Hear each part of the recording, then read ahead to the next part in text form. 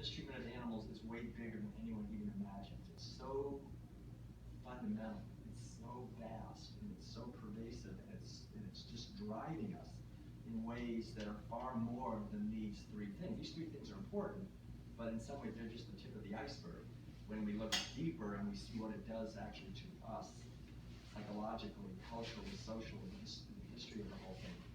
And so it's kind of like you have a list of all of the problems and dilemmas that we're facing in our society today, and it's a long list, right? These are the things you hear about in the news. We have starvation, we have terrorism, we have war, we have global warming, we have rainforest destruction and the oceans being depleted, we have disease epidemics, and antibiotics are no longer going to work anymore, and exploitation and injustice and hunger and poverty and social frustration of various kinds. We have this whole list of problems, right?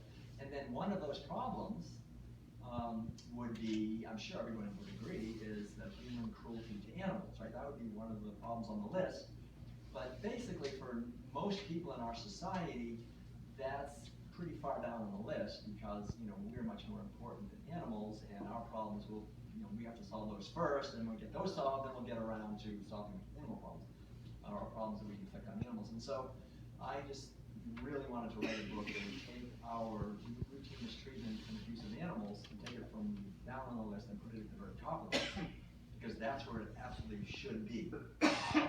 Because for really two obvious reasons. Number one, in terms of the sheer volume of actual suffering, there's no way that the amount of suffering humans experience can begin to compare with the amount of suffering that we inflict on animals. And they're killing literally trillions of animals every year, including fish who are sucked up from brought up from the bottoms of the oceans, and their rupture and extreme suffering. So in terms of sheer volume of suffering, but more importantly, as I've been kind of alluding to here, that animal agriculture and our mistreatment of animals should also be at the top of the list, because actually that is the driving force behind all the other problems.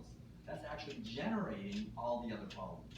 And that sounds like a very strong statement. People say, well, how can you say that? It's generating all the other problems. So that's why I wrote the book Peace Diet, to demonstrate how it is generating the other problems.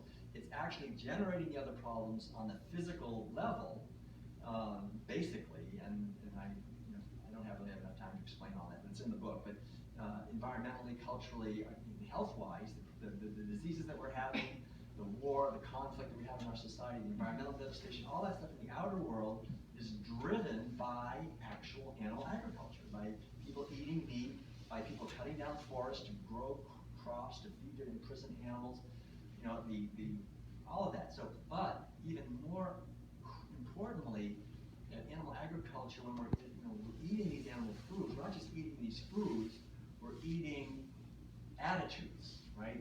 Against our will, that are injected into us from infancy, attitudes that are not in our best interest, and that these attitudes guarantee that we're going to have these problems.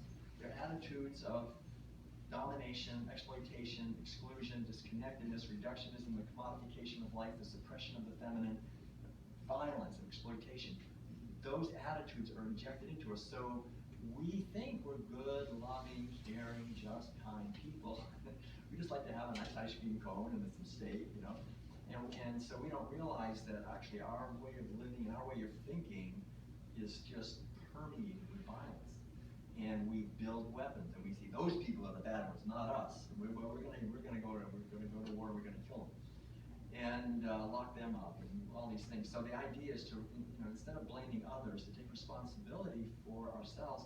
But the beauty is, in a sense, it's not blaming us in the sense that we understand that we're born into a society where we're forced to participate in mealtime rituals, which inject into us these attitudes against our will that are not in our best interest. So once we understand that, we can begin to transform our lives, and that's when the healing happens, and that's when liberation happens, and empowerment, and we can begin to be part of the solution of the problems that we're having on this earth rather than generating them, as most people are doing.